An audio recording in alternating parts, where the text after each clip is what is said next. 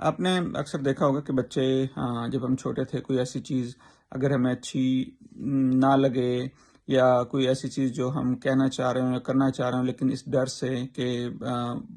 والدہ والد یا انکل برا بھلا نہ کہہ دیں یا انہیں غصہ لگ جائے گا، اور اگر ان کو بات بری لگی تو وہ ناراض ہو جائیں گے، ہم سے بات نہیں کریں گے، تو اس ڈر سے ہم وہ چیزیں کہہ نہیں پاتے ہیں۔ اور جب یہ چیزیں اس طرح کا ماحول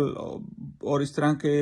تجربات بار بار ہوں، تو جب بچے بڑے ہوتے ہیں اور جب وہ پریکٹیکل پروفیشنل لائف میں آتے ہیں، تو اب جب وہ جاب میں ہوتے ہیں تو اب کسی کولیگ نے کوئی ایسی بات کہہ دی جو ان کو پسند نہیں ہے، ٹھیک ہے، تو ان کو یہ اسٹرگل ہوتی ہے کہ یار ہم اپنے غصے کا اظہار کریں، کیونکہ ان کو یہ ڈر ہوتا ہے کہ اگر ہم نے غصے کا اظہار کیا تو ہمارا تعلق جو ہے نا یہ میرے کولیگ سے خراب نہ ہو جائے۔ اور اکثر آپ نے دیکھا ہوگا کہ اس ڈر سے کہ یار میرا دوست ناراض نہ ہو جائے، اس ڈر سے کہ میرا کولیگ جو ہے وہ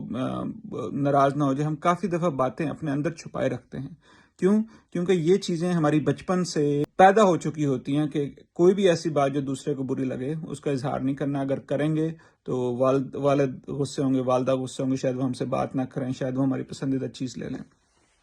تو بچوں کی جب بھی تعلیم و تربیت ہوتی ہے تو اس میں یہ چیز بہت ضروری ہوتی ہے کہ بچے کو سنیں۔ بچے کو اگر کوئی چیز اچھی نہیں لگ رہی، وہ کہیں جانا نہیں چاہ رہا یا نہیں چاہ رہی، یا اسے کسی بات پہ غصہ آتا ہے، تو بجائے سے اس کو ڈانٹ ڈپٹ کرنے کے، اس کو یہ کہنا کہ اس طرح بات نہیں کرنی، یہ بالکل غلط ہے، اس کو سنیں، اس کو سمجھائیں اور اس کو بتائیں کہ آپ 9 بجے سونے کا ٹائم ہے لیکن آپ ٹی وی دیکھنا چاہ رہے ہو، تو اس پہ غصہ آنا ایک فطری عمل ہے، ٹھیک ہے، لیکن اس غصے میں آ کے اب چیزوں کو توڑنا، چیزوں کو مارنا وہ غلط ہے۔ لیکن اس کی فیلنگز کو، اس کے جذبات کو ویلیڈیٹ کریں، اس کو یہ مواقع گھر میں مہیا کریں کہ اگر وہ کہ اس کے اندر یہ اعتماد ہو کہ اگر مجھے کوئی چیز اچھی نہیں بھی لگ رہی تو میں اپنے والد سے، اپنے والدہ سے، اپنے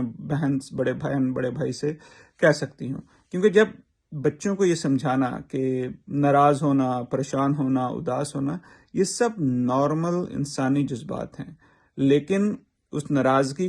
کو، اس پریشانی کو، اس اداسی کو اظہار کرنا، اندر نہ رکھنا، اور اظہار اس طرح کرنا کہ اس میں